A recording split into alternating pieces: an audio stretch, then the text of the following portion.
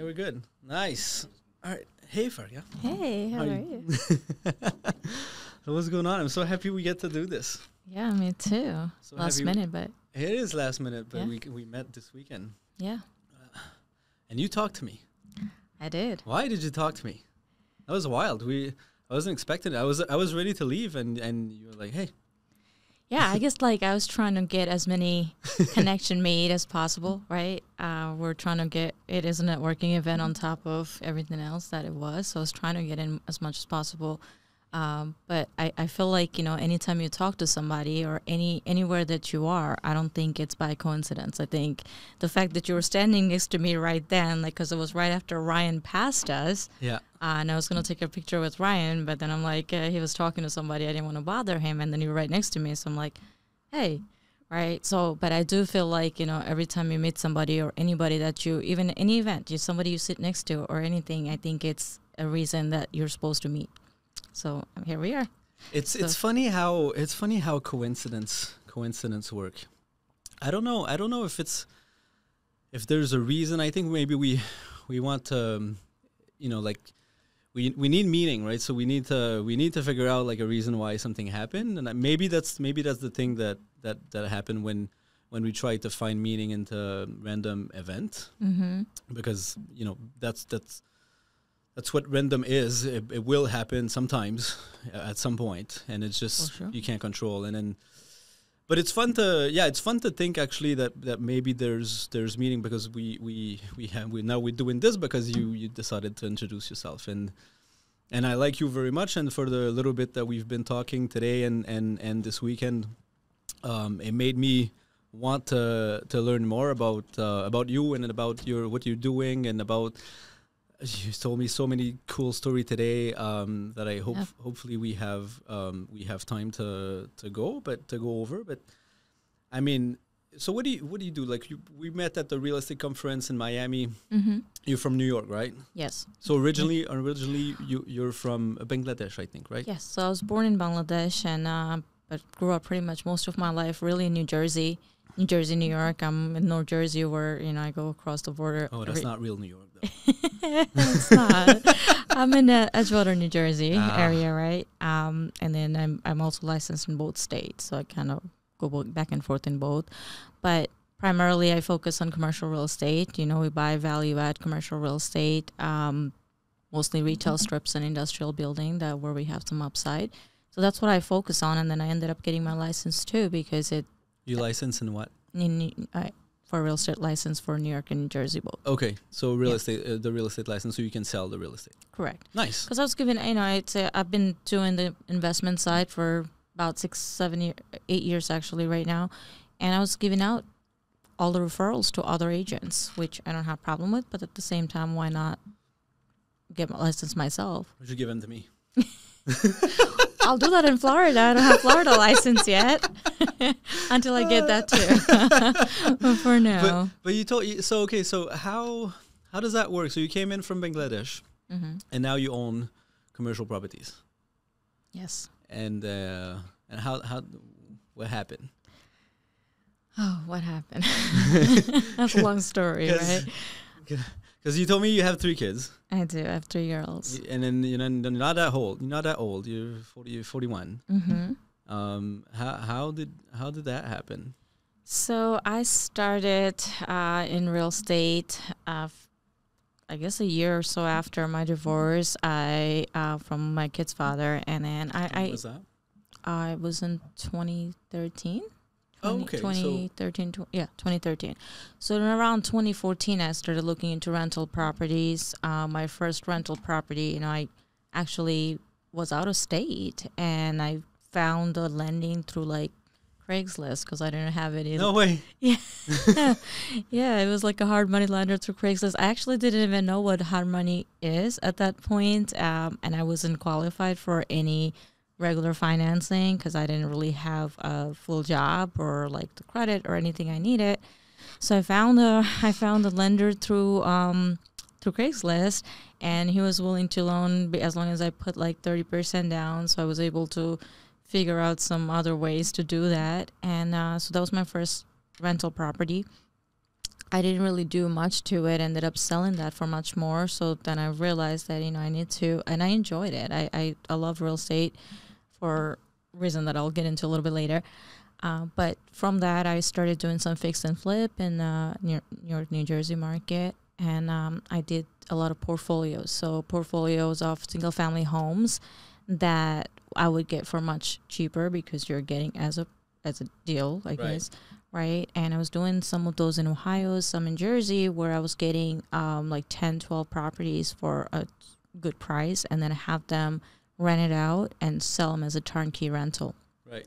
And to investors that are passive with management in place. So they, these are doctors, engineers, or like somebody who has funds there's still a big demand for that, for people that don't want to do the active investing. Yeah. Correct. So I had a team that was finding us the deals, and I partnered with one of my mentor actually in Jersey, who had a substantial database of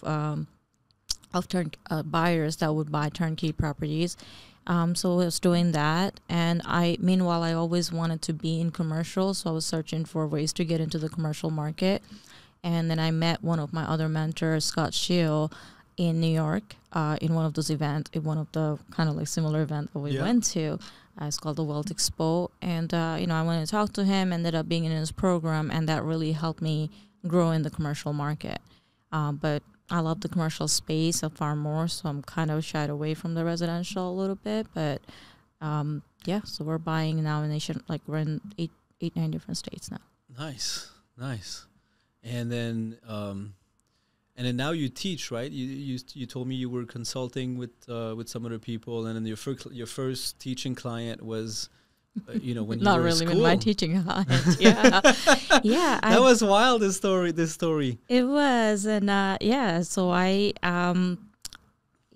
guess many reach out to me to mentor them, and so on and so forth, and I actually enjoy it. I realized I enjoy it. It's funny because I was thinking back, like when I was very young, I would actually teach my younger cousin. Like I would play school where I was the teacher, and I'm just it's funny because when we were at the event and everybody's like, "What's your true essence?" What's your I forget what the exact wording they said. Like the true essence, or what do you want to do? What's your calling, basically, at the end of the day, that right? was the first girl. I think it was Jen Gautier, who mentioned that. And I was thinking that, I'm like, you know what, I kind of feel like even though I do real estate, but I feel like I get more fulfillment when I'm teaching someone and they go ahead and achieve success. So going back to the story that I was telling you earlier, which, again, I didn't have any plans of doing that, but it was just somebody that I was in a different class with, in a business class that I was taking, my MBA, and we did the project. He came over to finish the project, which was completely nothing real estate related, more business related. Right. And he saw where I live, and he's like, "Oh, how do you live here?" And I was telling him what I do in terms of wholesale and residential side. That's when I was doing the portfolios and all that. And it was like a couple hours project, left, and I've never really talked to him because we graduated or finished that class.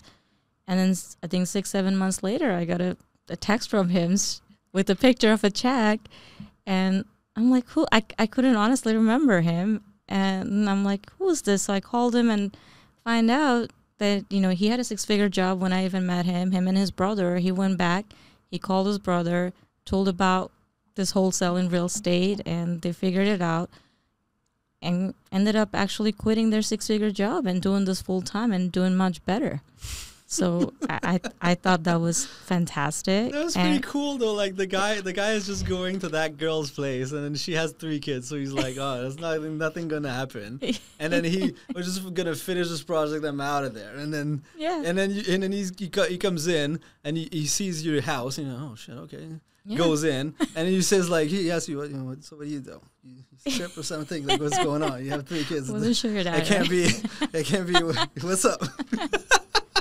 Really? And then so you tell him that you do this shit, you wholesale real estate. So what the fuck is that? He actually didn't know. It's like, what is wholesale? So I just kind of explained, you find a deal, basically it's a matchmaking, right? When it comes to wholesaling, you're finding the deal, you're finding a buyer, and you matchmake.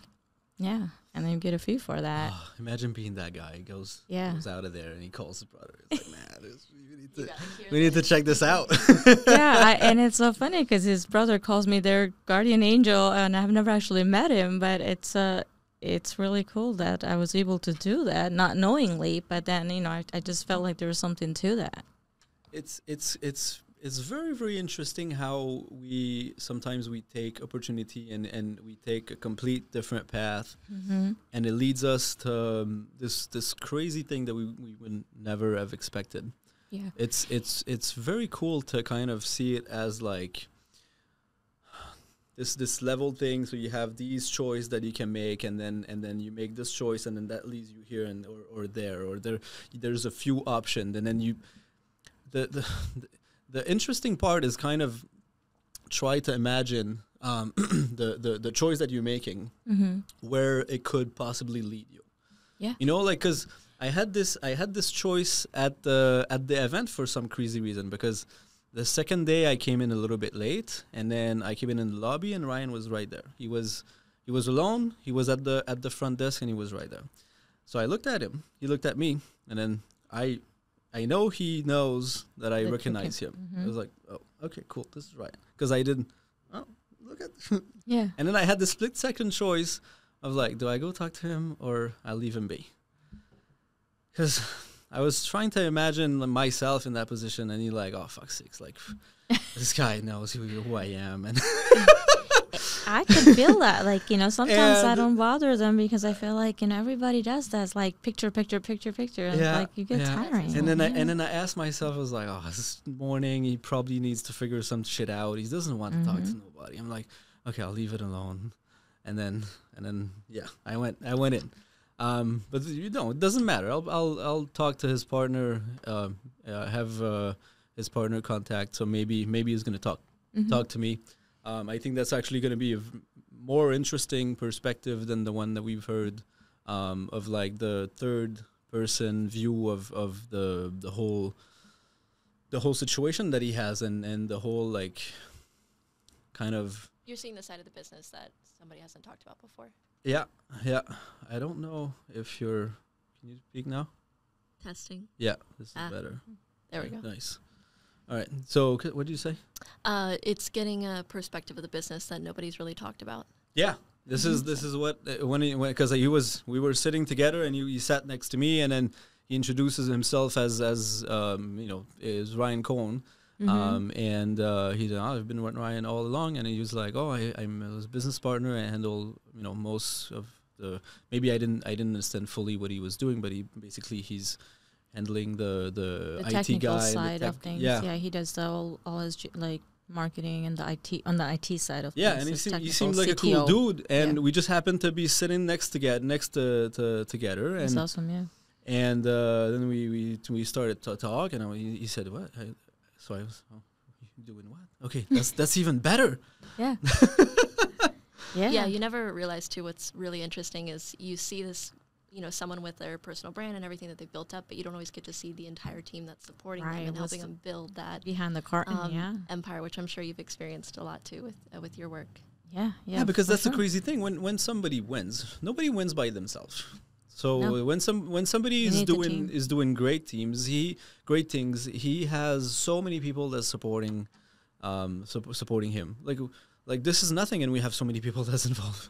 Yeah, no, that's what they say, right? You can go. You can do well yourself, but you won't go far by yourself. In order to go far, in order to scale, you have to have a team, and there's a lot involved behind the scene. Oh, that's true. Yeah. What do you think that is? I think we're limited. No matter what, we're limited with our time. We're limited with our capability. You cannot be best at everything. For example, myself, I'm great at underwriting a deal, but I'm not great at talking to a seller. Or what's underwriting? What is that? That's basically evaluating the deal, the market analysis, the numbers, like, why it is what it is, like how much we should be able to offer, or if we offer this much, how much room we have in the upside for the deal, right? So there's whole analysis that we have to do in order to figure out what the actual value of the deal is, or what it is valued to us. So and why does that matter? I mean, obviously without a number, like without the number that it might not be the right deal for us. Specifically based on our strategy, where we buy deals that has room. We don't buy deals that are fully stabilized and just placing our capital and holding it. We're actively involved in finding deals that needs some kind of a stabilization, that might be under market rent, that might be some vacancy there, some tenants. So we buy multi-tenants mostly. So maybe there's a 10-unit building and there's only 5 tenants there. That's great for us because now we're going to fill up those, and we're going to raise the income of the property and hence the value, because commercial property is valued based on its income. Right. So we buy properties that there is some room to create more income in the property, whether that's by signing longer leases with higher rent, whether that's filling up vacancy, and sometimes even it could be fully occupied, but the leases are month to month. Now we're signing long-term leases, and hence raising the property value. And why would you want to raise the property values? Because you're going to finance it back, right? Yeah. So we usually go ahead and refinance back, or go back and sell it in the market, depending on which market it is, if we don't want to hold it. But usually we hold. But yeah. Nice. And then you're doing all of that with 3 kids.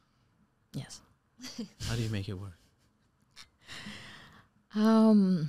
I guess you got to find a balance, and I think where are the kids now?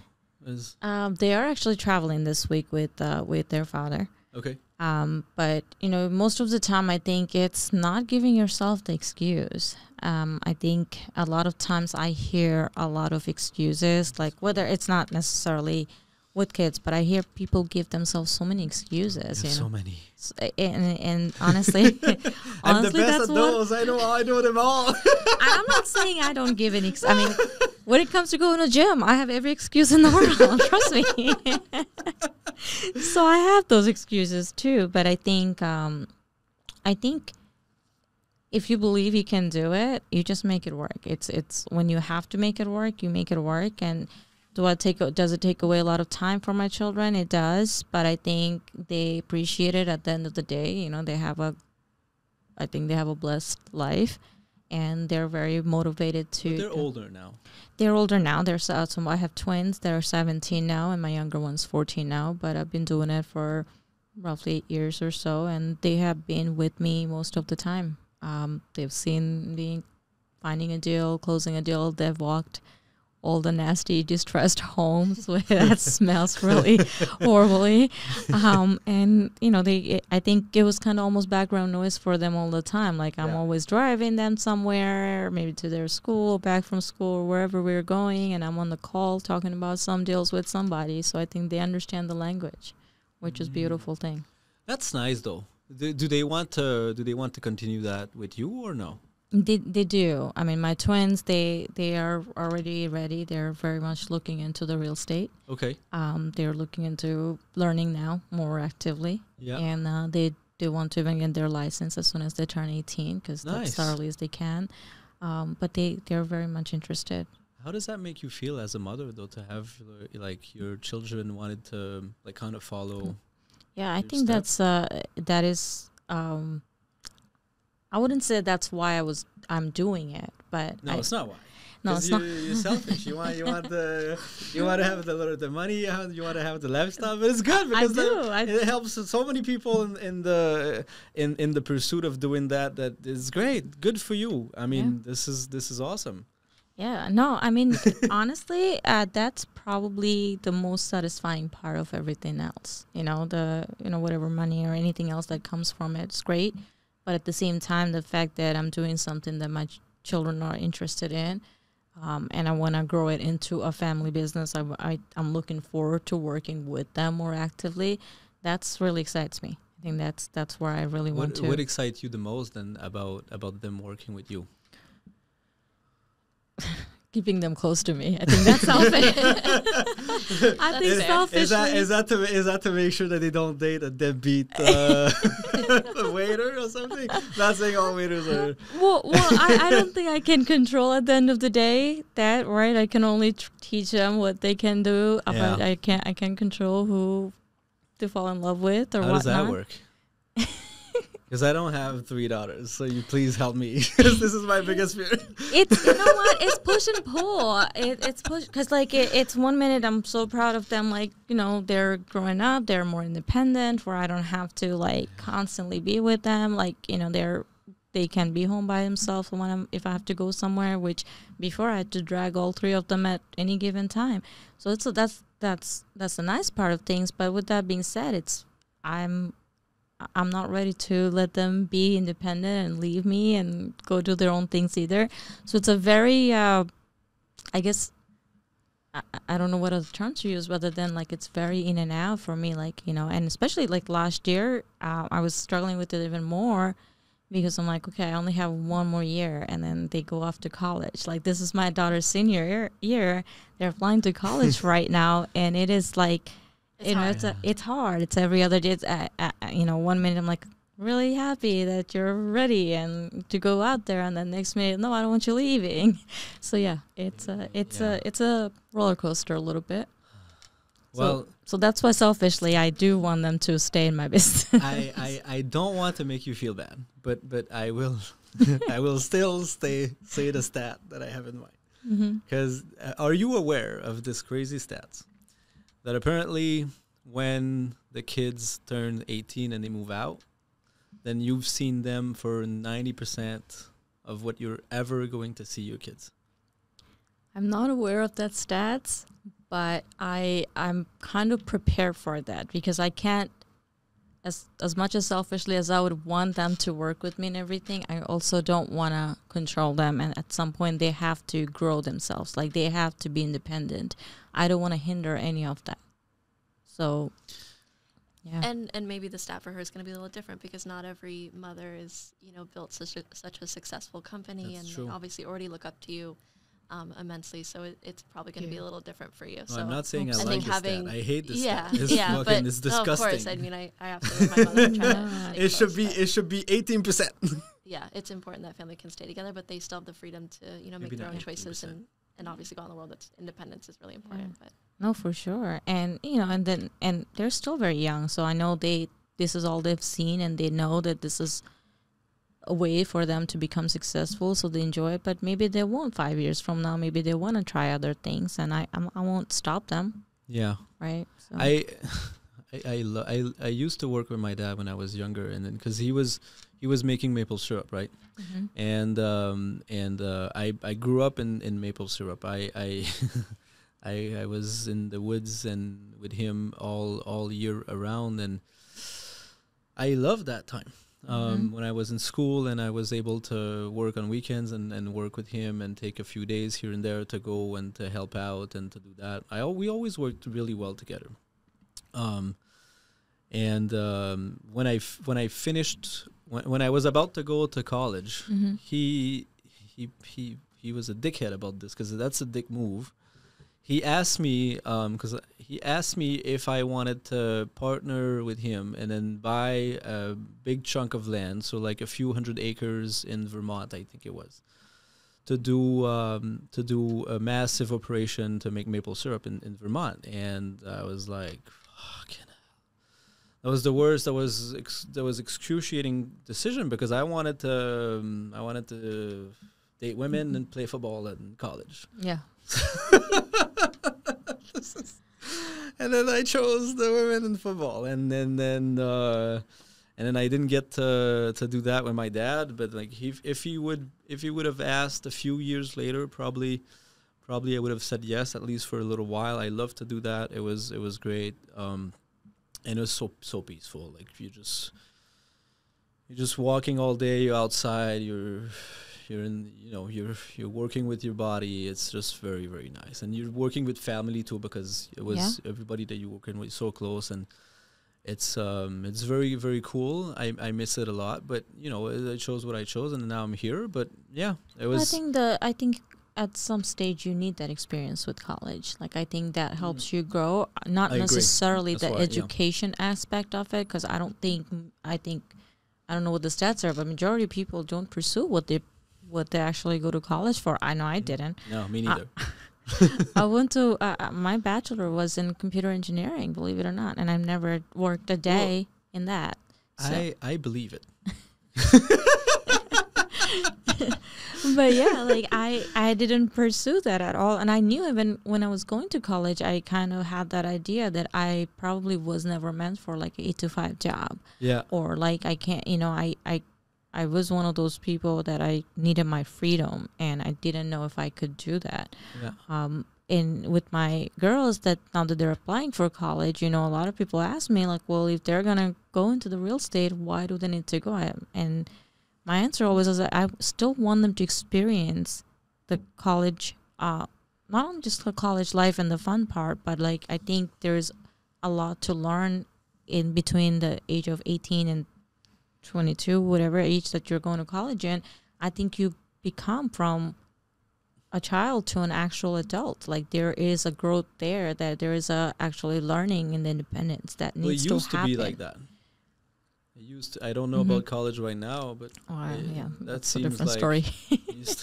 You come in as a young adult and then you get out as a more child with blue hair. That is true. I think college right now is weird. Yeah, I think that's in a lot of level today. High school, college, everywhere. I think the world is changing, the society is changing. I think we have to somewhat adapt to it, but you can only teach and I guess kind of teach your values to your children, and then see what happens from there. They have to adapt to the world today. Yeah, because you were showing me a video of like this Chinese kid today, and then they were actually learning to do math, and then you showed me the other video of like a class in the US, and then they were dancing. They did a TikTok dance on the. Yeah, that's the difference. It's what's happening today. Of course, it's taken out of context. Of course, she could be a great teacher. Of course, all of that. But then, no, for sure. The two of them together is still very, very funny. And then, and then we see all of the result that we have now with these. Where I think we're very unfocused, and it's. I believe so. It's very frustrating that we fail so many people. Like, do you feel this way? I do. I think, I think we're focused on the wrong things today. And whether that's social media influence or whatnot, I think people are really not focused at all. I think there's so many excuses given. I think we're making it okay to give all the excuses. It really seems like we do. It really seems like it became too easy. It really did. And I think it started right after we won Second World War. Because back then, those guys, they had the world by the balls. Mm-hmm. They really did. They really did. They came. Everybody was fucked, and they came in and they saved everybody. Yeah. And then they had everybody, and they had everyone by the balls. And then we were the biggest and the baddest place on earth. And then they had this opportunity to step on everyone else and put US on top of everything, and they took it. Props to them. They had everybody by the balls, and they squeezed. Yeah. And they took this opportunity to make the all transaction basically in the world as done with the dollar, and then it propelled the U.S. economy to what it is now, and then it became so easy. You guys have no clue how good it is. How good it was, yeah. And then even now, it's pretty fucking good. And we just have these problems that it seems for some reason that we don't want to solve. It seems like we're more interested in throwing shit at each other. I don't understand. We're unfocused, and I think that's what I get back to. I'm like, that we're not. People are focused on what's happening on social media, like what is media giving priority to, not the real messages or not the real news. It's all just so superficial today.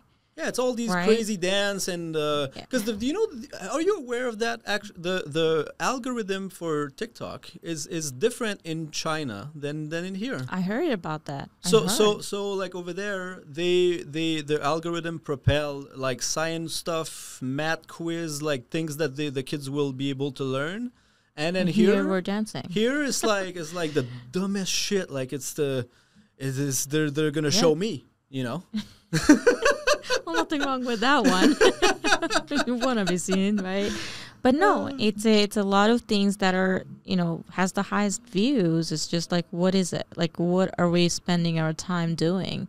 Why aren't we doing something more productive? Why aren't we doing something that actually changes the world? Why aren't we doing something to make things better? But that's the thing. You want to say something? Yeah, I'm definitely curious, especially because you've brought up three girls and they're about to be young adults into the world. What are some of those values, since you're so against like what is in school right now and everyone's consuming? What are some of the strongest values that you're teaching them as they're starting on that journey? Ooh, that's a good question. And that is a very good question. I think the biggest thing that I'm for is, like, I think I said it several times, is people make so much excuses. Mm-hmm. So having discipline and not giving yourself, and it's not making excuses to somebody else, it's making excuses to yourself. Because I believe Oprah said it, right? That anything, the most strongest word you can say is what you say after I am. So if I'm telling myself that I am capable, then I am capable. If I'm telling myself I'm not, then I won't be. So I think that's one of the biggest thing in at least in my household that I tell my daughters all the time, is like, stop telling yourself something that you can't do, whether you can or whether you can't. You're right. It's not my words. I don't like positive self-talk, essentially, right? Essentially, yes. Very important, I think. What else? And I think values, like, you have to know who you are as a person, and you have to stick to your values regardless of what surrounds you and what you're learning from your peers. Like, always believing in yourself. That, again, I guess it goes back to the positive self-talk, because I think I wish I had that more growing up, because I don't think I had that. And I think building confidence is very important. So yeah. What? Okay, so you said the set of values, right? Mm-hmm. You're Muslim. Yes. So how does that work? Because because this is very interesting to me, because I feel, well, it seems like the core message of most religion is kind of the same. I agree. Right. So like I can relate the more and more actually the lately, but I can relate, I think, to the core message of religion, even though what we did with most religion is kind of fucked up. But the core thing is just the guideline of how to, live how to together. Live your life. Yeah. It's how to live together, and it's kind of it's kind of a. It would be actually quite interesting to read the Bible for some reason. I've been thinking about that lately, because all of those stories that they say in that book, because I heard that book for so many years, like all my life, and I never actually took the time to read it. And it's just stories about what makes us human. Right. And it's interesting, and I think at the core it's kind of the same. It's like, all right, so we have to live together. All right, so like, how about we try to be nice? Like, how about we try to not, please don't kill anybody. Like, that would be cool. Like, please don't steal. I think if you really look into the core of every religion, it's the same set of values. Yeah. Right. So I think people take it out of context based on their upbringing, based on where they grew up, because it gets so twisted. Even in in Islam, it's the set of values is very simple. It's just a few codes to live by. And if you look at Christianity or Buddhism or Hinduism, anything, it's really just core values, right? Don't lie. Don't cheat somebody. Treat people the way you want to be treated, right? In business, like have integrity in your business. Yeah. Don't cheat somebody. Yeah. So these are just regular human code to live by. Like, it's just values, but all the other things that people come up with are just really based on where you grew up and what others implemented in you. It's not. I would say majority of the things that are told about, whether it's Christianity or Islam or any other religion, they're probably not actually created in the actual Bible or actual Quran, it's probably written, said by others that got twisted. Yeah. Or in the interpretation of it, it got twisted. Because, they are in their languages and everybody comes from, you're using your perspective, well, it's right? been a few years. So there's that. That's quite a few years. Right. And the society changed over time. So, now we're looking at things that were okay in 1,400 years ago, that they respected it, and now we're looking at it in a completely different perspective. Well, yeah, because the way the not thy not shall steal is written, I think like it's written, you can't steal your friend's wife or something. Even though that still happens, so I don't know what we did. I mean, it's written right there. Exactly. I mean, that's a dick move. If you steal your friend's wife, that's a dick move. That's taking it to another level. You can't, guys, you can't. Listen, doesn't matter what religion you follow or not follow. I don't think you can justify that in any way. Or any country or culture, right? No, it's funny to think about. It's because the thing is, I feel like the more I go around, the more I grow up, the more I feel like I'm pretty certain that we're very much the same, very, very much the same. Very much. I think we're a lot more alike than we are different. Yeah. We can, maybe there's the way we fast may be different than the ways Hinduism fast, or, but again, the concept of fasting goes back to the same thing. It's good for your body. And like today, intermittent fasting, it's such a popular thing. And it makes me laugh a little bit in a way, because we've been doing this forever. How did you get to intermittent fasting? Did I miss something? Oh no, I don't know. I was just talking. I was like, the idea that we're more alike and like this. Well, I was going exactly. Yeah. I was trying to the point that was a weird example. No, it's a good example. No, it makes sense. I was getting to the point that we have been like different religion fast in different ways, but we all has been fasting, right? Or even the reason we have been fasting, not because the religion told you to, it's because it's good for you, right? Do you know how it started, right? It started that we had to actually hunt those fucking things to eat the meat. Well, I'm pretty sure. So the guys, they were gone, and they were like, "Fuck's sake, we didn't find something," and then you had to fasting today. Eat berries. I guess you're not eating today. Yeah, that's another. Yeah, I guess that goes farther back. Maybe that's why it's so good for us, because like if cleansing. if you didn't put nutrients in your body for a couple of days, and your body gets depleted, and then it just shut down, then how are you gonna go on a 3-day hunt and then try to survive? So like what the body is doing, and I'm probably misspoken, but what it's doing is kind of regenerating after a little while to give you a little bit more energy. It's like 72 hours. If you fast for 72 hours, every cell in your body regenerated. It's almost like you're a new person. Huh. Yeah. That's what I heard. Yeah, I've heard this as well. Right? Really? Yeah, I forget what study shows that, but it's there. So yeah, and I guess it goes back to the concept that it's every religion that impose something in their religions because it's probably good for you one way or another. So we are still more alike. Yeah, because at the end of the day, I think it's like tradition, kind of. Yeah. Yeah. Have you heard? I saw this crazy video the other day, and then they were saying that one of the Pope in the 1700s or something like that. Mm-hmm. He, for some reason, made shenanigans, and then he skipped like a few hundred years or something. Have you heard of this? No, tell me about it. Can you look this up? I'm some not really Pope. Sure what to look at. Just Google Pope conspiracy skip year on calendar. Huh. Because I heard this crazy conspiracy that apparently we're not even in the 2000s or whatever. So maybe that's why the world didn't end in 2012, is because some fucker in 1700s skipped 100 years. Maybe, and maybe we're looking at it to like another 100 years from now. I don't know. That's a very interesting. Did you find something? Well, the first thing that came up was phantom time conspiracy theory. Maybe that's it. Okay, what is that? Say? It's a pseudo-historical conspiracy theory first asserted by, I can't say his name, Herbert. Let's see. Herpes McNuggets. Yeah.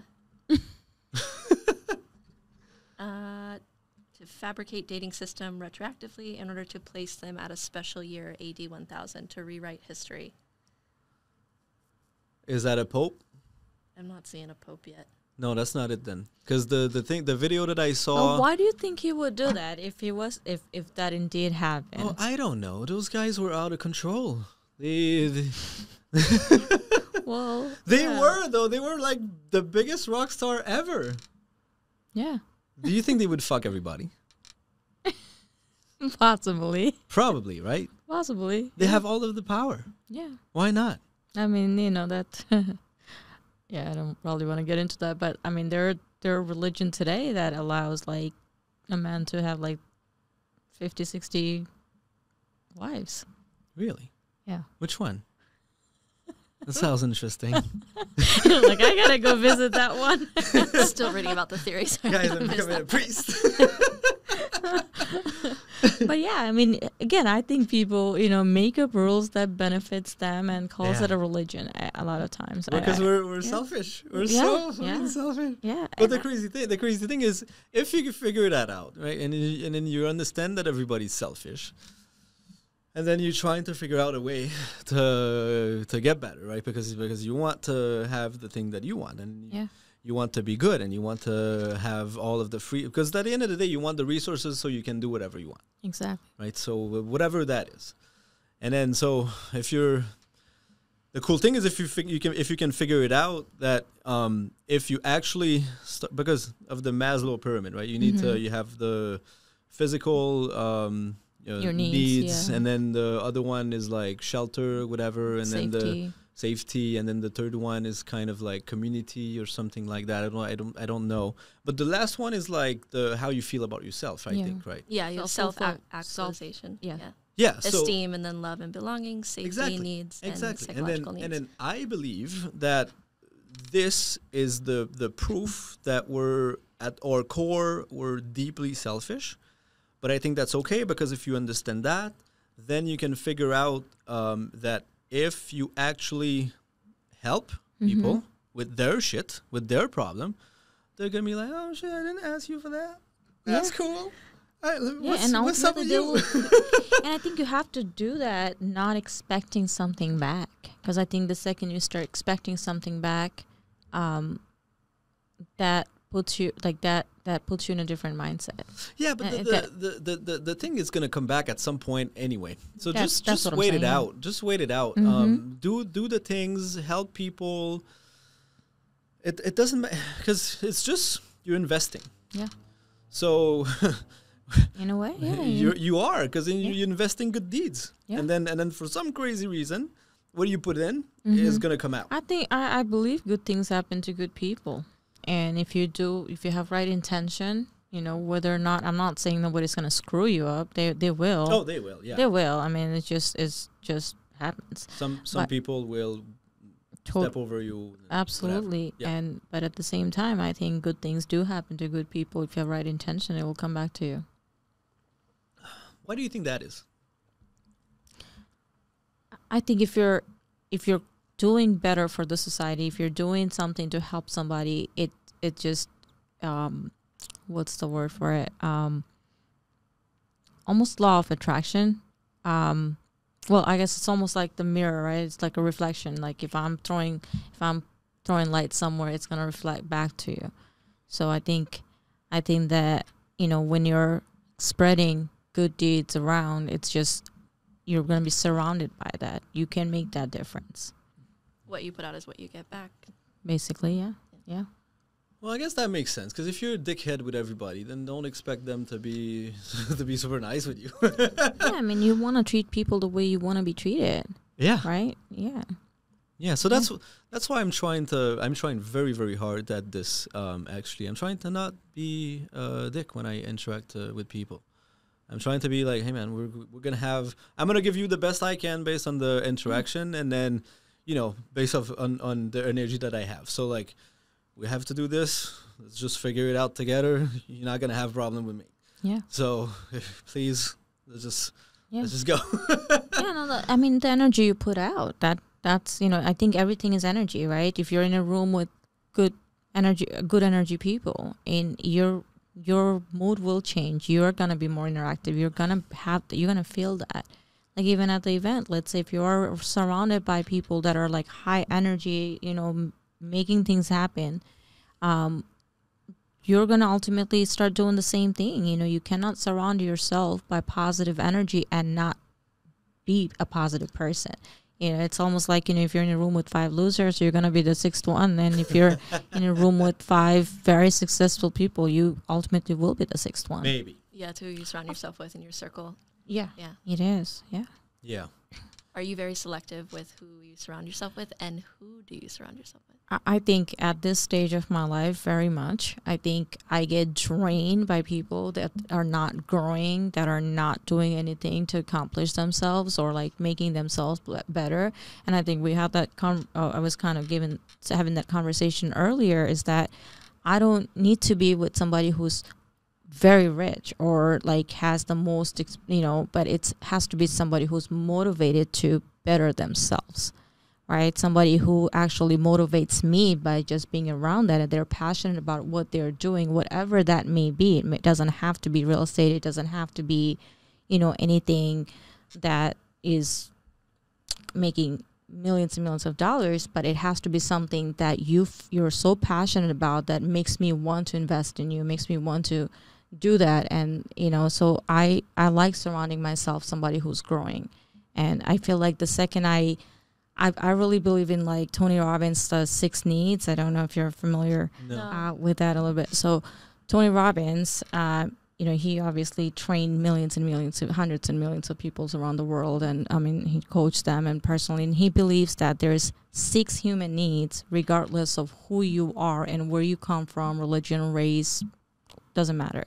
Everybody has 6 needs, but everybody's order of needs different. Right. So, for example, we all have 10 digit in our phone numbers, right? So, what are the needs? So it's certainty, uncertainty, love, connection, certainty, love and connection, contribution, growth, and significance. So, is there six levels of the pyramid of Maslow that we talked about? No, it's not 6 levels. So that's what I was saying. So we all have 10 digits in our numbers. But if you dial it, so for example, my number starts with 201, but if you dial with 102, you're not going to get to me. So everybody's needs, the order depends on the individual. Oh. So for example, for me, growth is on the top of my need. I need to have like my dominant need of how I interact with people or how I live my life is based on growth, and contribution is the top of my 2 needs. Then I have significance, uncertainty, and then certainty and love and connection is very low on my needs, but which explains everything I do. I'm constantly trying to grow it, so I'm constantly trying to contribute. So if I'm with somebody that's I'm not growing with, it just doesn't do anything. That relationship, whether that's intimate relationship or friendship, it's not going anywhere. Oh. I know that right off the bat, right? So, and then my need of uncertainty is very high. That's why I'm always like traveling and doing all these things. But if certainty was top of my need, I wouldn't be that person. I would need to be, sleep at an exact time and wake up, and like I'm always. Can you explain the uncertainty a little bit more? So uncertainty is more like variety. Like you probably get bored of anything that's like routine, very stable. Like so I've never had a routine life in I don't think I ever actually did. And now that I study this, I realize I'm like, I can't. Like if I'm home like 2 weeks with the same routine, I'll go insane. Like, it's just, I don't know if that's a good thing or a bad thing, but like, you know, and it could be good and bad both. It just depends on your need. Like, some people, I like to be home. some people grow, like maybe, you know, that's your need of certainty is higher than your need of uncertainty. And we all need all 6 in order to survive, in order to grow and everything. But you know, how you influence somebody, you have to talk that number. Like, that's their code, their language, and their language of need.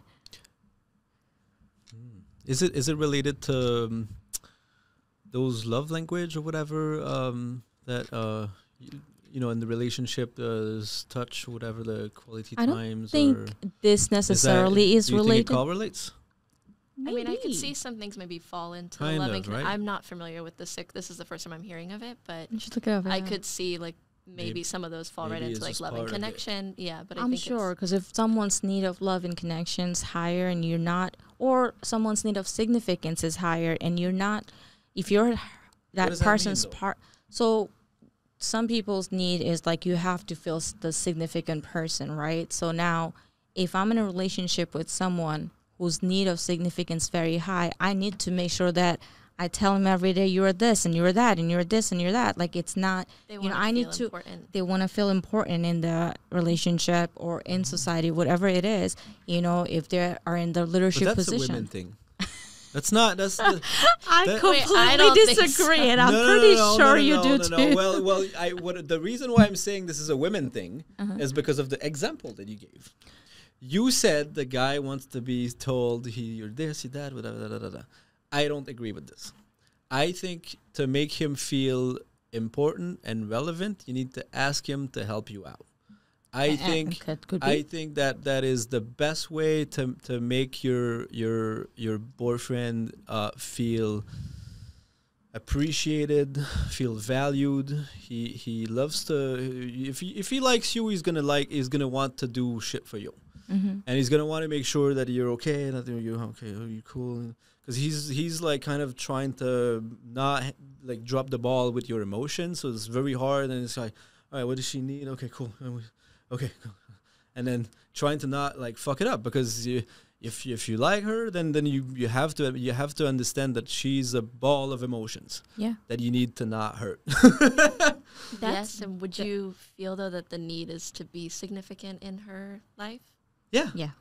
So then it's not going to be with words. It's not always with words. I mean, that was just an example I was giving, but I think it's making that person feel significant, and somebody's love language may be words. Somebody may need to hear it, no matter, even if you make him feel wanted and needed and be the man in the relationship. But some people actually want to hear it. Like, that's still true. Have to tell them. So I think that's when it goes back to the love language of some people. Like, for me, I don't need to hear it. Maybe I need to see in action. But some people actually want to be heard and touched, and some people don't like that much. So that depends on your love language. But that's why you need to figure out the person that you're with.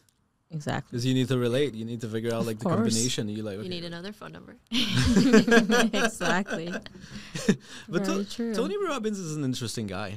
He's probably one of the best human out there, if you think about it. Like, he's just like this giant dude that's so knowledgeable from people, and is very inspiring to so many people. Like, it has to be one of the best lives that ever was living. Like, like, he's been doing that forever, and he figured it out when it was nothing. He kind of like, oh, this is what I do, and then I think he found what fulfills him, and he pursued that, and he went all out and became the best at that, right? Yeah, but and the crazy thing is he figured it out so young. I think he started to do that when he was like 19 or like early 20s. Yeah, I think his story that he says, I think he was 17 when he was like dead broke with like the last pennies that he gave to somebody that he ran into somewhere that needed the money, and that's when he realized that he's not living like this again. So yeah. I mean, and being able to figure that out that early on is a gift. Like, I'm still figuring out what I want in life, but I mean, I think I know which direction I'm going, and I think I know what I love. At the same time, I don't know if I completely figured myself out. Yeah, that's fun. That's a good thing though, because you always want to be trying to learn and grow and figure new things out, and maybe what you think today is right might not be the same way that you feel in a couple of years, right? It means that you're still growing. No, that's very true. Yeah. It's interesting to... Would you be interested in watching the movie of your life? Ooh. Huh. I think so. I think I'd love that too. Because I'm having a great time. I think it's pretty cool. I think, it's funny. I had an Instagram before. Yeah. And which when Instagram first came, I started posting things to document for myself. I know it was... I don't know if you were in the session where they were saying, like, it's not content creation, it's content documentation. And when initially it started, my Instagram was taken away for some hacking, whatever happened. So I actually lost my initial one. What link did you click on? No, it wasn't actually a it wasn't any link. It was some comment I made that was a joke with my friends, and it went, I guess, I'm guessing that's why. I was never told. We tried to... What's the joke?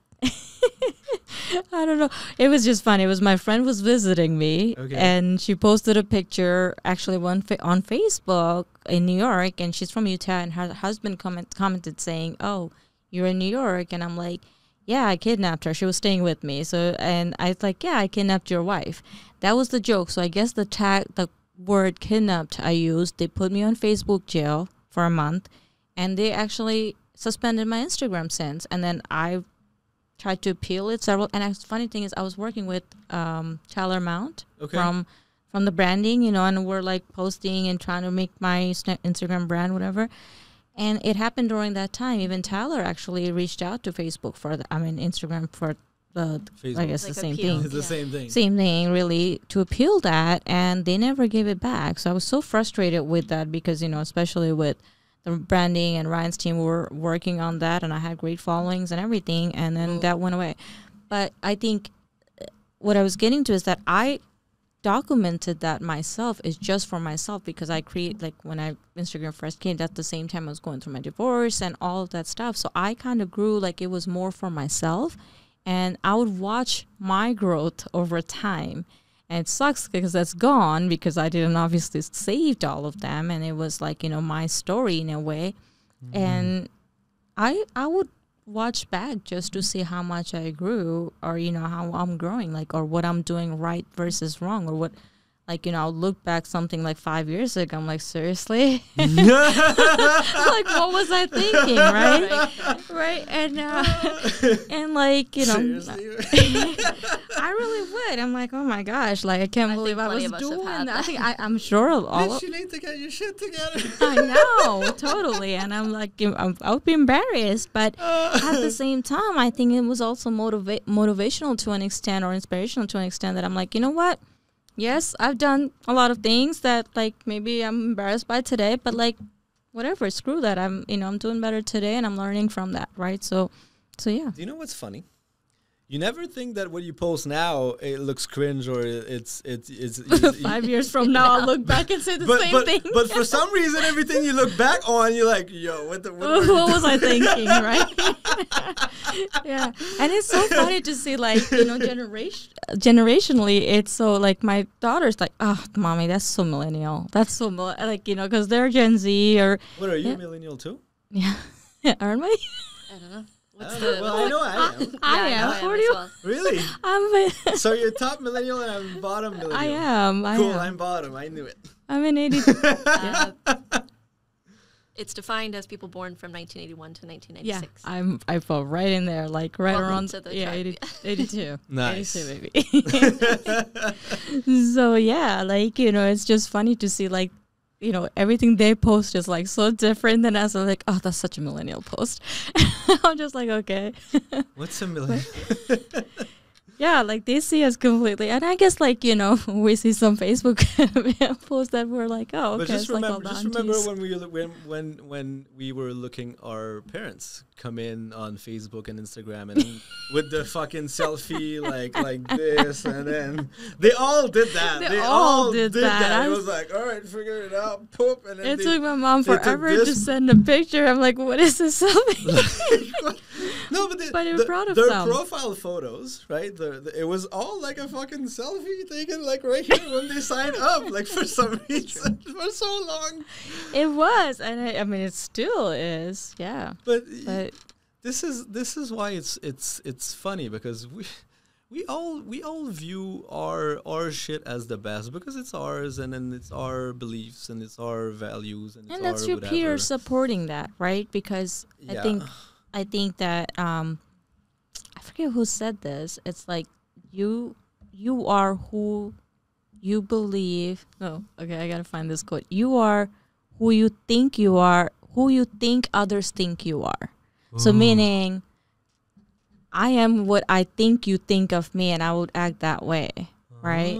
Versus it's like that makes sense though. Yeah, so I think each generation has their way of thinking of others, and like if my peers thinking I'm the best, I'm also thinking that way. Versus if my peers are telling me no, it's not, I'm not doing something right, then I'm thinking that that's not right. So it is like I'm adopting what others are saying about me, and that's who I start believing that I am. So okay, so what do you think I think about you? I want to know what you think. Well, I told you I think you're pretty cool. Yeah, he did text me. He's like, "We had such a great conversation." She's from Bangladesh. I think really that cool. I'm obviously I think we hit it off, and I think we had a great conversation, and I think I would hope you're not thinking like this girl's full of shit. Why am I wasting I'm just saying. Well, hopefully you're not. And I'm not. I mean, I'm kind of what you see is what you get. But I mean, I think obviously I don't know. I mean, like in the beginning, I don't know what you thought, but I thought like once we started conversating, I thought I think we both kind of admired each other. Yeah, this is the first thought and the first impression is it's very treacherous. Treacherous.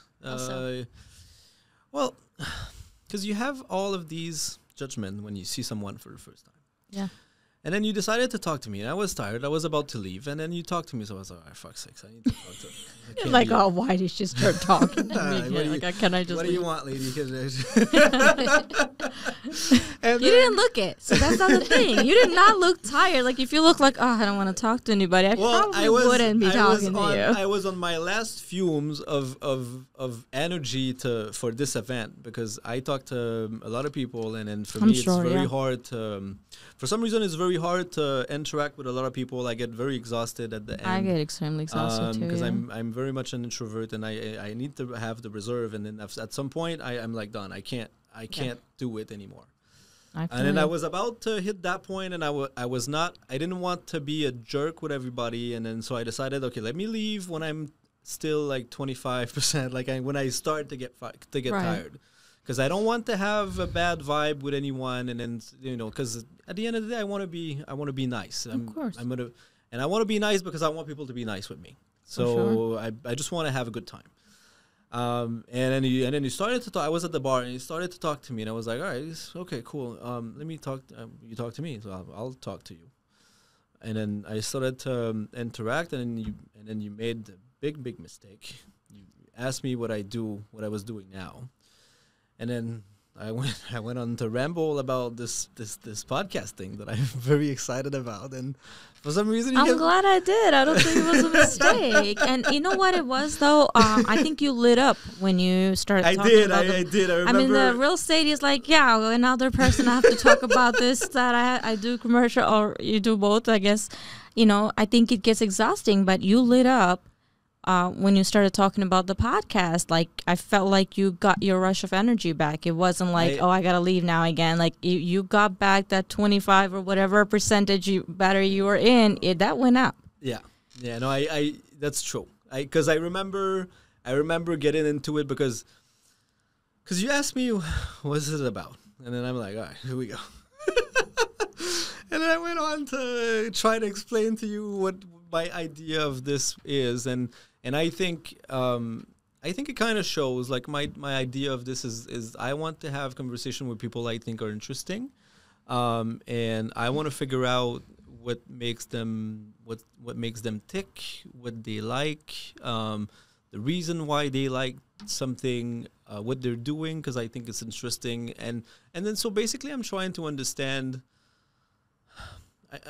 I'm trying to understand like a little bit myself better, myself a little bit because I think, because it's my opinion, so I think my opinion is the shit. So like I like the way I think. It's just, you know, I get along very, very well with myself. But I'm also painfully aware that I'm an idiot sometimes. I'm wrong all the time. I make so many mistakes. I'm lazy. I have all of these things that I do, and and then I want to find out like, okay, like what this person does and what do they think, and then so maybe I missed something. Maybe they can teach me a few things because I like, but first of all I like to learn, and then second and then I like to understand like, okay, like new ideas and how I think about new ideas because especially when I don't know something, because when I don't know something and then I think you're a nice person and I'm like, okay, like I think she's cool. We don't agree on things. Like the best example that I could give is the other day she likes to dive, right? To go on free dive. This horrible shit. Skydive. Yeah. So free diving. So like under fucking water. She goes underwater. On one breath, and then she wants to see shit down there. Yeah. She likes that, and then I love her, and then I'm intrigued about this, and then so we tried it out. I didn't like it, but then my goggles were kind of fucked up, so maybe that's the reason why. I'm willing to try that a few times for her because I like her, and then you know, all of this. But she made me watch a documentary, and I was appalled. That shit was scary, very, very scary. As those diver that they free dive on the deepest breath, the deepest breath on Netflix. Have you watched that shit? I have not. Ooh. So free diving in the last like couple of years has become a quite a big sport. But yeah, you essentially go down on one breath, and I don't do this specifically. I more am just like out and about, like in the water, but you're following a rope. And you typically have some weights, and you're going down as deep as you can on one breath, and then back up to the top. And then you have to go back, right? So you have to go down, and then you fucking have to go back. These idiot dies all the time. Because you know, why do you think all the time? They die if there's nobody there. Yeah, but with any dead. Major, you can see how we get into this. If there's nobody there, they're dead. Because at the end, right, they don't have any more oxygen, so their brain shuts down. Yeah. It shuts the whole operation down. It's like, we're done. That's it. Why do you think people want to do that? Like, go ahead. No, I just knowing that it's a dangerous sport to an extent. Yeah. Why would somebody want to do that? Who do you think want to do that, and why? Well, those person, they seem to love it. It seems to be very, very fulfilling for them. They seem to enjoy. They seem to, because at the end of the day, it's pushing back your limits with something that you want to do, with something that you enjoy. This part is very relatable. I think they're nuts to want to do that, but this is their thing. They probably think that I'm nuts to want to do what I do. But the thing that I'm saying is basically, I would be fascinated to have one of these person explain to me, like, all right, so take me by the hand and explain that shit to me, because I am so much repulsed by this that it's kind of it's very intriguing to me. How do you like this? Why do you like this? How does that work? Yeah. What's wrong with you? Basically. Yeah, that is interesting. It is interesting, no? Yeah. So and for some crazy reason, she's as curious as I am, and then I'm interested with the things that she's interested in, and she's interested in the things that I'm interested in, and the both of us together is kind of like a little bit. It's a wild thing to see, because especially when I don't understand and I don't know, I'm like, okay, like, whoa. what happened then? What make you decide to do that? Like, how? Why? Where? Like, why would you want to do that? It's like, where did you get traumatized in your life that you need to go through this every time to excite yourself? That's the question going through my head.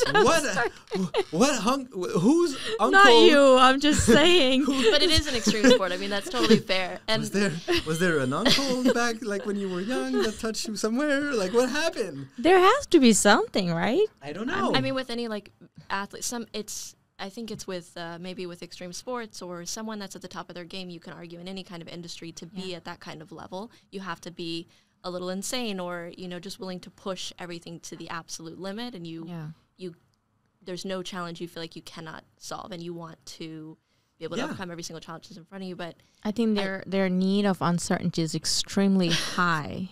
Oh, yeah, no, for sure. That's what they're driven by. I totally agree with that, actually. But I think the other part of it, too, like what he's talking about and like why we wanted to do it is that we are both like extremely curious. And I think it's okay.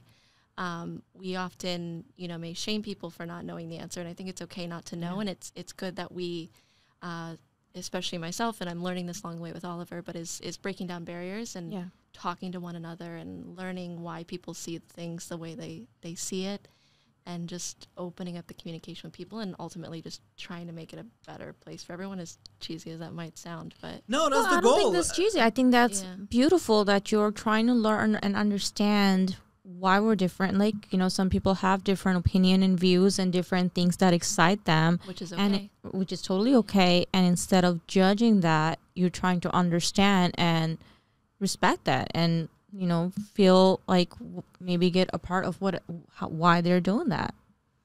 Yeah. Yeah, but look at how people could say that we're different. Yeah. You're Muslim, you're women, you have 3 children, you live in New York. You're divorced, you're an immigrant. We're as different as we can be, and then almost. I'm a straight white male, and I am French Canadian, also an immigrant. I figured that out on the late, but I never saw myself as one because I'm not brown, so I guess I can't be. Oh yeah, I mean it's. But for some reason, we have so much in common. Yeah. And it's wild that we can't seem to figure that out because everybody we're the same. It's just some the hardware is the same. Yeah. It's just the software is a little bit different, but it's kind of the same. There's just a few options. We're definitely more alike than we're different throughout. And if people could just see that, we would like all these differences, all these divisions, all these like things that are happening. A lot of the war today, or a lot of political situation that's happening today wouldn't be there if people just understood that and saw the way you're trying to dissect that we could be different, but let me understand you why you view things the way you're viewing. Yeah. Do you know why?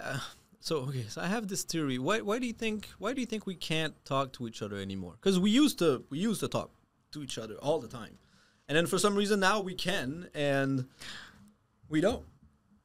I think we live in so much fear today. I think partially because. I mean, she gave a really good example earlier. You were talking about like posting a comment, the kidnapping thing, and it being like taken down. So just having that open speech, people are afraid. And I mean, I experienced that even starting this with you, is just having that fear of like speaking up or speaking out against me. Yeah, and I think the social media, having the phones already, like, now everything taken out of context. So I might be saying something and you might record it, just a part of it, and put that, and that could be completely taken out of context. So if I'm having a conversation, especially if you were in especially if you have a lot to lose, like, when I am a professional, I have a business, I have children, I have to be cautious of what I put out there because maybe I didn't even mean it that way, and it gets taken out of context. It goes viral, everything, like, you have to be cautious of what you do.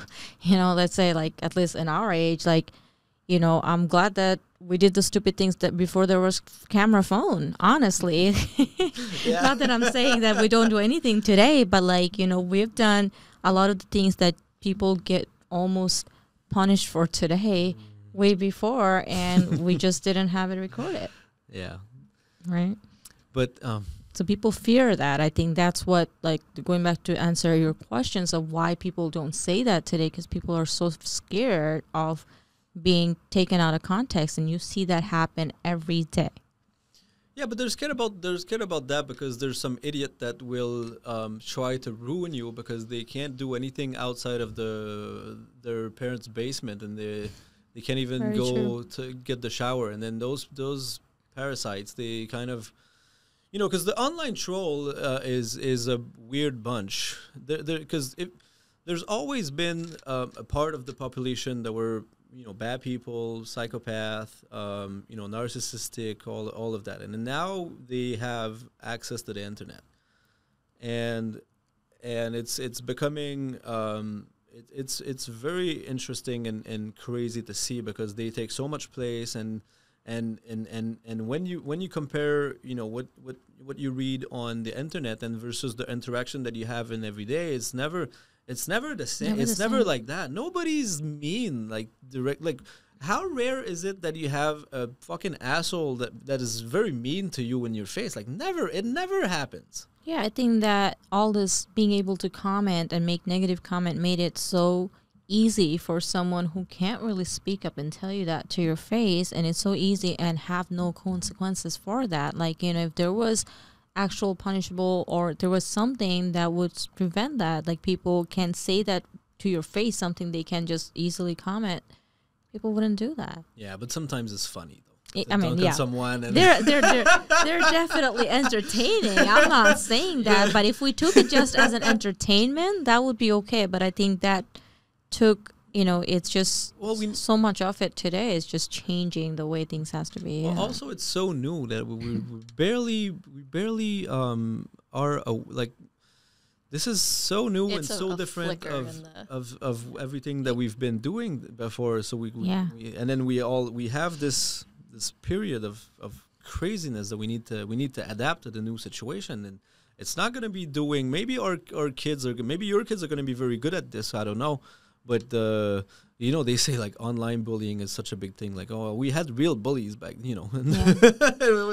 Yeah. It's much worse than.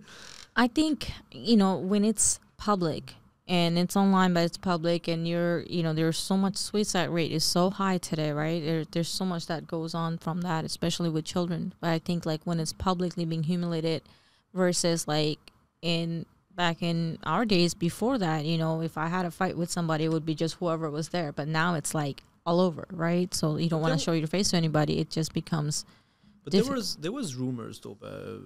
Of course, yeah. Like people would start rumors, and then you would hear, but then I guess.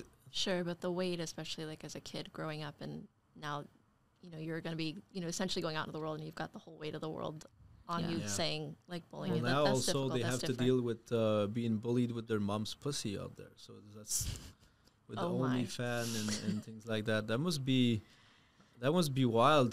This is one of the big downside of doing that. Like, props to those girls to do that, because there's definitely a market for it. There's a lot of. I don't think it's just girls doing this. Girls and guys doing that. I know a lot of guys doing that. Yeah, I know. But I think that the result of a guy doing that versus a girl versus a girl doing that is not same. It's not the same. It's not.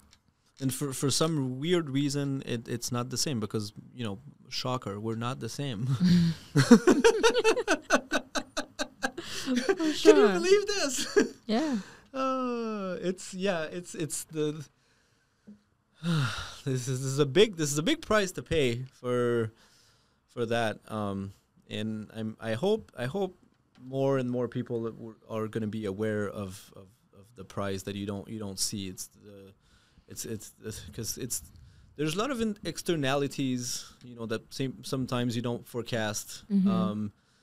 When you actually make a decision like that, because hopefully we understand that internet is kind of there forever, and when your things that you put out, it might be there for a while. For a while, yeah. It might be there for a while. So, and I'm not saying that it's a bad thing. I'm not saying that I'm not, I don't support those women to make it work and try to figure it out, because at the end of the day, that's what they're trying to do. They're trying to figure it out, and it's a cash cow, and then it's there's a lot of guys that are willing to pay so much money. I think OnlyFans did close to $9 billion in revenue last year. Yeah. The crazy thing is it's one dude that owns it all. He has 40 employees. Yeah. Did you know that? I didn't know that. So he owns 100% of the business, and he has 40 employees for the whole thing. You know how much he gave himself last year? How much? Like $700 million. That's insane. That's insane. And OnlyFans only keeps 20% of the revenue, which is cool. But they're still making enough. They're still making so much money. Yeah, and doing pretty much everything from your basement or wherever. I know. Right? I know. Yeah. It's wild, but I think that also shows where we are today as society, because you're giving props to, you're giving value to certain things that we, a few years ago would not be looked at the same way we look at it today, and we normalize that so much. So I think maybe too much. Too much. I think too much, and then again I'm millennial, so I might have millennial views. Look, it's just our views. Yeah. So and then apparently we have the right to think that we can have our own views, and it's okay if we disagree. It's just the crazy thing is we have to figure it out together. So we need to voice our views to be able to see. All right, do I see your argument? Can I understand it? And then does that change my mind? And then maybe yes, maybe no, maybe a little bit, maybe not at all. Yeah. And I think that's the thing. I think that's what you're trying to accomplish too, right? Like understanding, somebody that's doing that and they feel comfortable and okay with that and doesn't see anything wrong with that, versus I might see a lot of things wrong with that. And is that because I grew up with certain set of values? Were they imposed on me by my society that I grew up in, or are they actually wrong? Like maybe, there could be maybe, making a lot easier than I'm out here busting my ass trying to make the same amount or even way less even, right, at times. So who am I to say that, hey, I'm better than you because I'm not out there showing my body to somebody for money? Hopefully I didn't miss it earlier. I know you were from Bangladesh. Mm-hmm. Yeah. Did you grow up in the U.S.? Yeah. From a young age? Very young age, yeah. Okay. Yeah, I was born there, but I'm 6, Young. Yeah. Yeah, her dad shipped them here. In a container and everything. Yeah. Oh, okay. I'm like, wait, what? What? He's like, let me hear that story. No. But yeah, I mean, that's the thing. Like, that's the differences, right? Maybe I want to hear somebody who's doing that and understand like why she or he feels that's completely okay and doesn't feel anything wrong with that. I would be morally not feel that way. Like I wouldn't be able to do that. But there might be things that I'm doing somebody else might not agree with. So yeah. Like some people they're not gonna like the idea of your hijab. Yeah, for sure. There used to be a big debate when Muslim population came in a few years ago. Now it looks well. I understand your point. I wouldn't, if you want to do that, that's fine. I don't care. It's totally up to you. Yeah. It's funny though, because when you use it, because you put it in order, and then you kind of act like if it was your hair a little bit. It's funny to see. It's funny to see because I have no bad hair days. Yeah. And again, even the way I wear it versus and I wear it different ways at times, but people have different extent to the point they cover, and of course there's right versus wrong, but they might disagree with me the way I'm doing it, right? So I think there's differences in everybody's view, even if you come from similar value and background. Everybody has to the extent, and I'm sure that goes to even to the extreme on OnlyFans. Like somebody might just want to show their face and they're okay, or to an extent, right?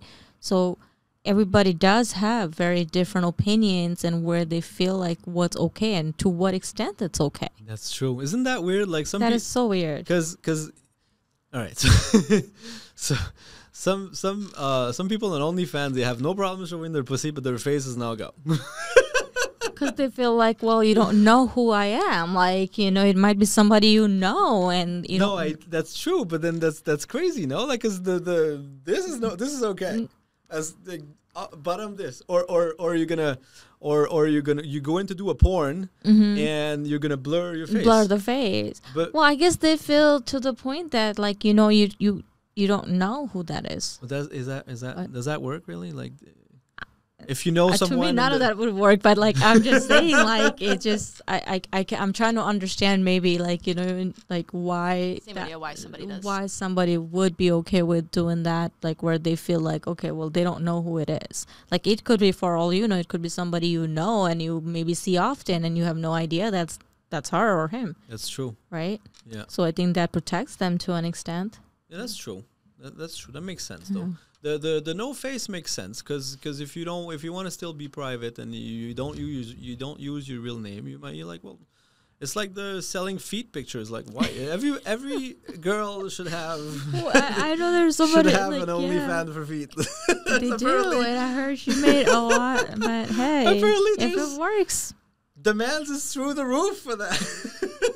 I don't get it, but okay. Yeah. Oh, it's fun to see how wildly different, but yet kind of the same we are, and then we choose very different things based on context and values and traditions that and then upbringings also that brought us there. Because at the end of the day, you're here now, so you're kind of the sum of everything that happened. All of the experience, all of the connection, everything that you did before led to you now. Yeah. So. And I think you see that so much more when you travel and when you come from a different place. And, you know, when I go back and I see even my cousins or aunt, like, you know, my family. When you go back to Bangladesh? When I go visit, it's interesting to see a lot of the things that we feel so normal may not be at all okay there. And I won't be able to share a lot of things that, you know, we do here because it's just not accepted. So. Like what?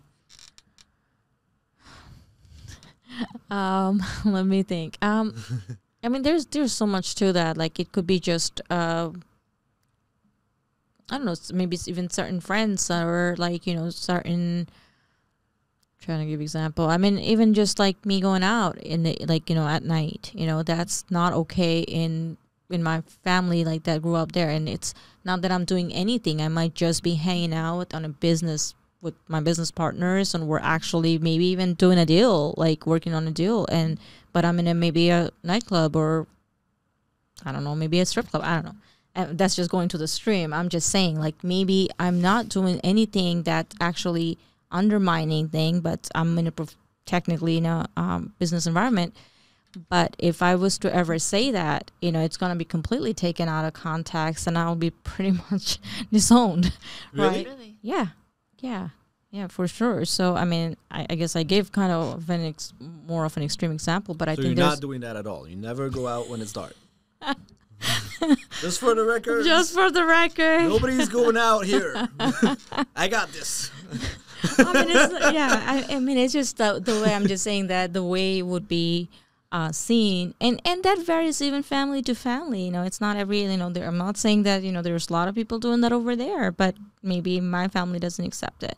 So I think it's so many things, right? It's the culture, it's the family you come from, it's the value of that family, or maybe that part of the country. So there's so many things affects everything that we are. So over there, from what you're saying, it seems like, do you have to kind of follow what the family tradition is? Like, how does that work? When I'm there, I do. Like, I mean, you know, I think obviously out of, like, respect. Out of respect. I think it's not that I'm forced to at this point, because I'm, you know, old enough. This is the way it is. But yeah, I think it's just the respect factor is very huge over there. So I wouldn't, like, you know, say something in front of elderly. Like, those things, those values are very important there. So out of respect, like you said, you know, we do. And I just feel like I have to be almost a completely different person when I'm there. And not that I don't, I mean, and that's probably why I don't think I can live there, to be honest, because I just feel like I won't be able to, you know, given the person I am today, it's just there's no way, you know, I could live there and I'll be feel very limited. So you'd say this is here the real you. Yeah. Nice. Yeah. Cool. And you're enjoying life. Yeah. Living my best life. I do want to give a time check to make sure she can get to her dinner, so about 10 minutes. 10 minutes? Yeah. Okay. Less. Then what are you doing next? Oh, that's good. Yeah. You're good, baby. She was good. Next, I think I definitely want to make sure, I think kind of goes back to like my daughter's coming into the business, so I want to pave that way. Of course, I have certain goal that I want to reach in terms of my commercial real estate. You know, I want to have a certain amount of, like I want to at least have 100 million in transaction by early next year. Cool. I want to, you know, certain amount of net worth, all those things. So I have that goal.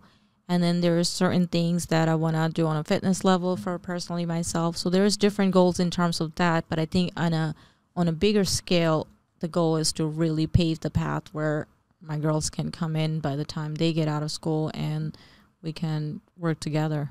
What's your fitness goal? You want to squat 500 pounds? Not there, but I gained a lot of weight in the last few years, so I want to lose those. I just get back in shape, really. It's more like I was very much into that, and I give myself a lot of excuse when it comes to that. Eat less, move more. It's very, very simple. I'll follow that one. Yeah, but it's giving myself no excuse to actually go to the gym. Like, I have been giving myself a lot of excuse when it comes to that. Like, yeah. I know you said you didn't, you like the uncertainty, right? So you don't want to have, like, solid routine. And I've heard some people that are, you know, if you're operating at a really high level or you've got these very great goals, very lofty goals, what do you look at, like, every day to kind of, you know, say, like, that's where I'm headed? Do you create a board? Do you have notes in your phone? Like, what is that? I do try to write out my goals twice a day. Okay. I've been a little bit inconsistent with that. I was more consistent, so I do have to get back to it. But I think I got that from the 10X planner at some point, although I don't really use it. Frankly, I don't use it anymore, but I think I got the idea that, you know, people write their goal like once a year during New Year's or whenever, right? But imagine if you wrote, and like by like, what is it, like I think January 18 or 19, most people are completely off track. There's a date there. But I think, you know, imagine doing that every day, twice a day, then you have to be on a right track, right? You know your navigation, which direction you're going to. So I think that's important. And I think to the point where you write it every day in a present tense, like you already lived that, like you feel that and visualize that and ultimately manifest it. So you have to kind of, I can't remember somebody's podcast I was listening to, and he was saying that I write every day that I'm already living that. And at that point, you start becoming that person, right? You manifest. Who was it? Hopefully I'm thinking of the right. I think it was Will Smith. He said he wrote himself a check. Yeah.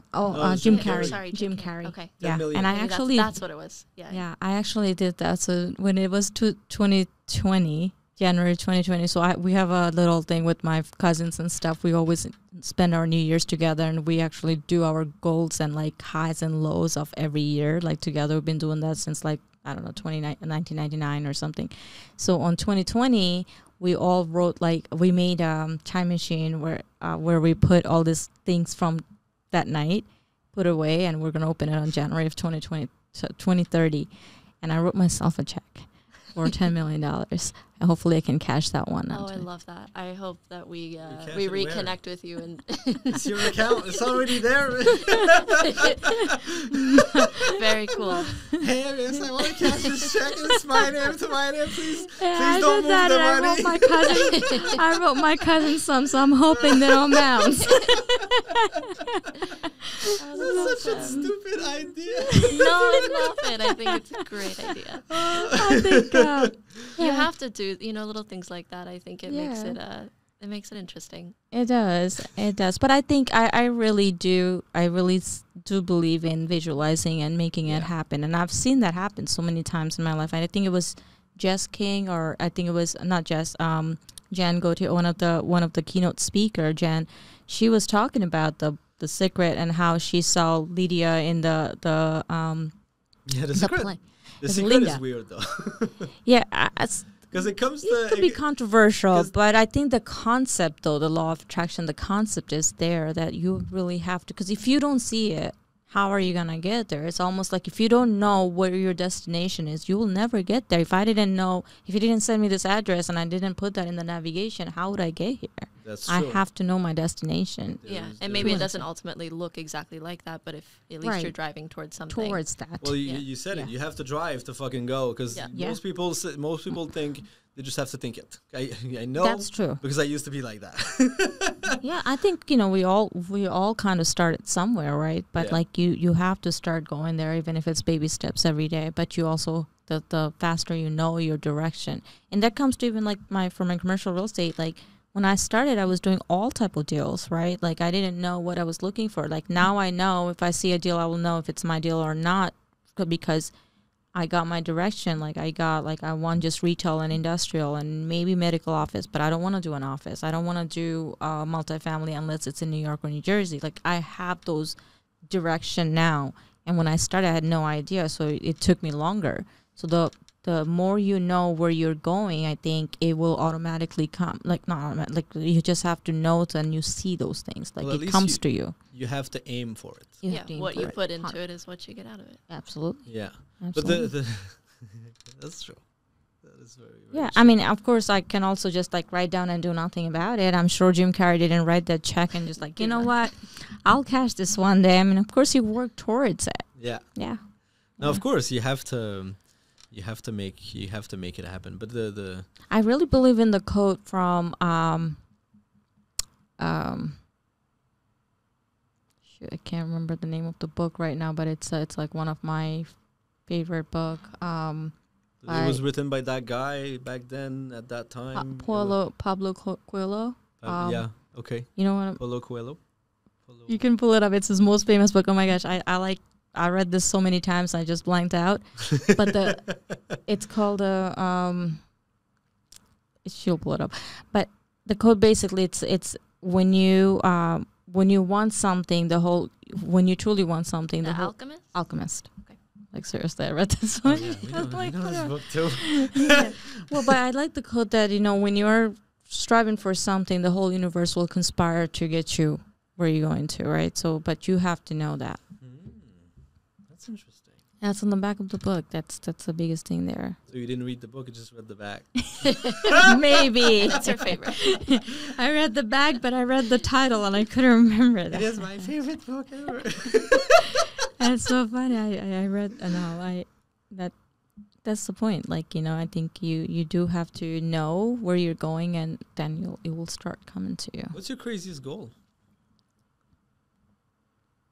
Craziest goal? I don't know if it's craziest. I do want to write a book, but I don't think that's the craziest goal. Is it the skyscraper thing? I don't think that's craziest. Is it? Like no. because here's the thing. I think I'm going to manifest that. I think that's going to happen. So I think crazy should be something that I. But it's still crazy though. Yeah, it is. I mean. Because the reason why I say it's crazy, because I have the same one. Yeah, no, I do. I want to build. I want to not change the skyline of New York City, but I want to have a significant something there that I built, or that has, like, I think we were speaking about earlier, that, that my kids and their kids may be proud of that my mom worked to build this. And you want to have the 2 penthouse apartment, everything gold with your name on it. I'm not a big fan of gold. Maybe diamond. Diamond. Everything diamond. Yeah. Yeah. Yeah. But that's definitely there. I do my goal, and that's within, that's hopefully by next 4 or 5 years. I do want to have my penthouse in Park Ave on Upper West. So that's kind of has been my goal for a very long time, and I'm working towards that. So yeah. Nice. Yeah. That's a cool goal. That is. Yeah. But I kind of also feel like I'm meant for that. Like I always feel like that's who I am. I just haven't been there. But what about? It's, you know, one of my mentor. I was just at an event, and one of my mentor, he was saying, arrival before departure. Like you already live it before you've been there. Like, and that goes back to like writing your goals in the present tense. You already visualize that. That's it already happened. Yeah. It's just not like, you know, you already have the $1 million, just not in your account yet. Well, yeah, you just have to go get it. Yeah. Yeah. You know, somebody has it. But yeah. So figure it out. Who's got my money? Yeah, that's basically like, you know, that's kind of what he was saying. Like, you know, arrival before departure. You already know it happened. It's there. You just have to go grab it. That makes sense. I've started to write a lot lately, for some reason. Yeah. And I'm writing a lot about these things, and I'm writing a lot about things that I find funny and things that I think about. And it's interesting because it does help very much clarify, like organize what do you think about, and it's cool because it gets easier to write ideas now with a little bit of practice, and it's kind of easier to organize your ideas, because it's very, very hard for me. I'm not very smart, and I have to kind of think long about what I think about, and the writing helps. The writing journaling helps. Yeah, and it's crazy because sometimes it's just I think about something, and it's, we need to do this, so I write it down. And then I go. And then sometimes I think about something else, I write it down, and then I write for 30 minutes. Because I have this, I write until I don't know what to write anymore, and then I stop. I'm actually trying to work on that, to journal more. I think that does help you organize your thoughts, because, you know, it's just so much in your head, and there's so much there that you can't really know what comes after what. And it's just like, being able to organize that. I think, you know, I hear so much about it. I haven't been a great journaler, or I don't know what the word is, but I'm trying to work on that. So any tips on that you feel that helped? Just write it all down. Just write it down. It's wild, because it's kind of how this whole thing happened. About 6 months ago, I started to write down jokes, and then because I like something is funny, and I want to try out comedy because I think I'd like it. And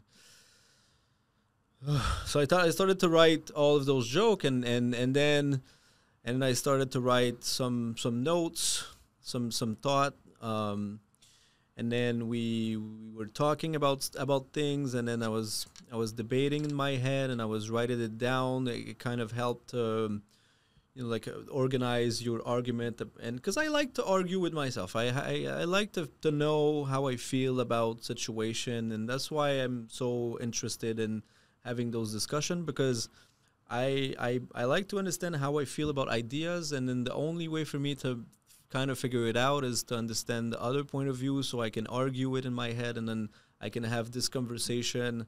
I can challenge my point of view with the other side, and I can be like, oh no, that's I don't agree with that. This is, or yeah, but that's also valid. So like, but I don't, because sometimes the point is valid and you still don't agree with it.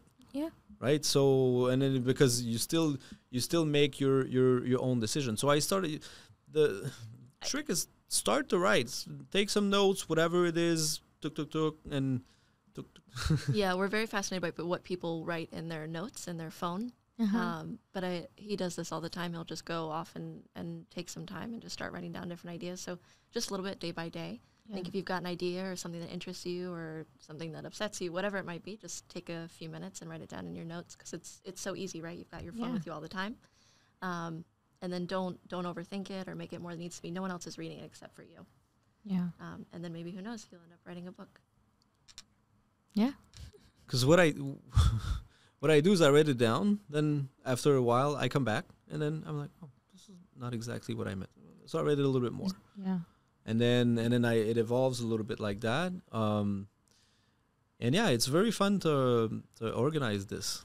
all of the chaos in your head, in your mind. Yeah, just don't put the pressure on yourself. Just make it fun and start writing little bit by little bit. Yeah. What do you want to write your book about? Yeah.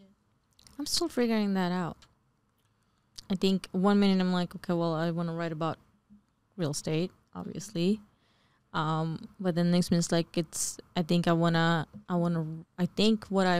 I guess I'm figuring this out as I'm talking to you, is that what's my edge in there, right? Like, as if coming from my perspective as a minority female being in commercial real estate, which mainly white male dominated industry, how that helped me or hindered me, all of those perspective. I think there's a need for that, for those who gets intimidated to come into this industry thinking like they can't do it. But if I pretty much have all of those things against me in a way, or I feel like I personally benefited me in a way because it makes me stand out so people remember me.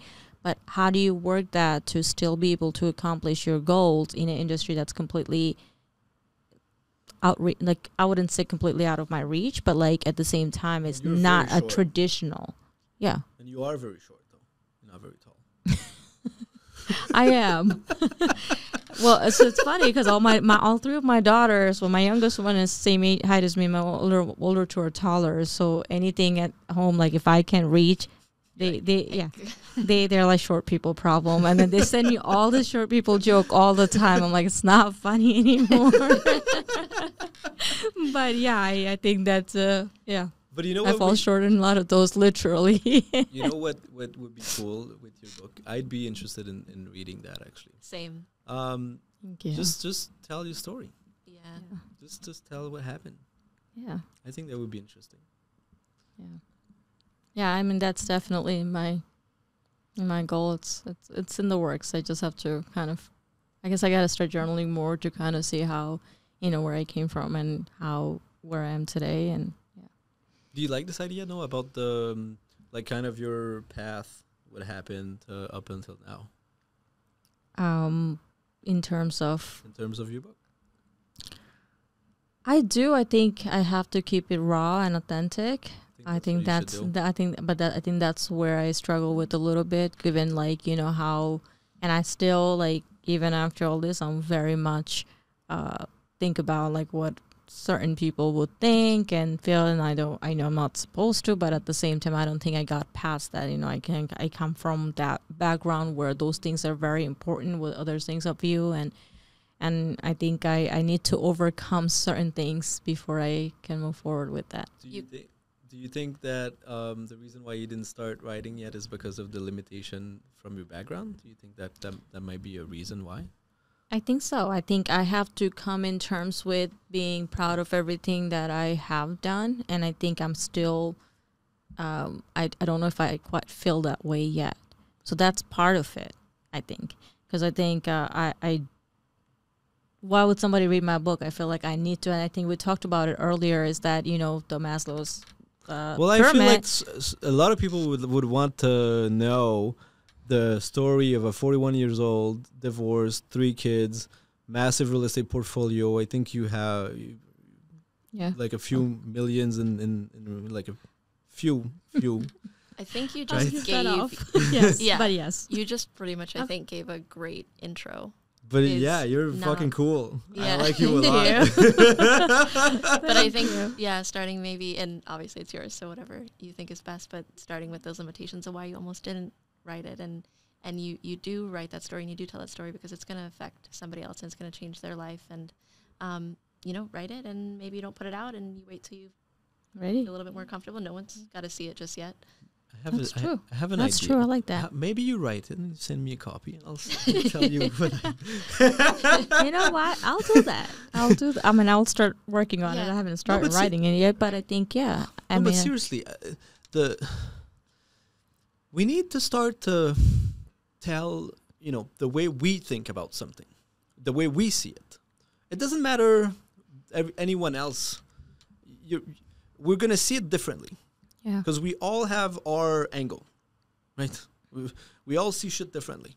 Absolutely. So how about we start to say what we mean and then you understand that you don't have the full picture, right? But then if maybe you can understand something from someone else.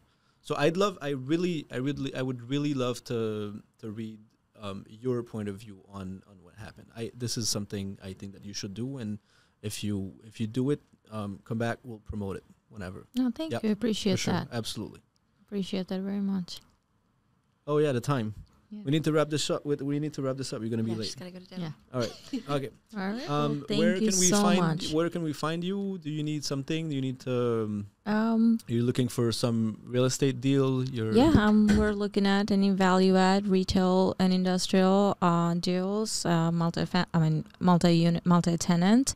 Mostly in Florida, Texas, and pretty much all up and down East Coast from New York to Florida. We're in all the states with Virginia, North Carolina. We haven't done South Carolina yet, but if the deals make sense, we would. And reach me at my email. It's Faria.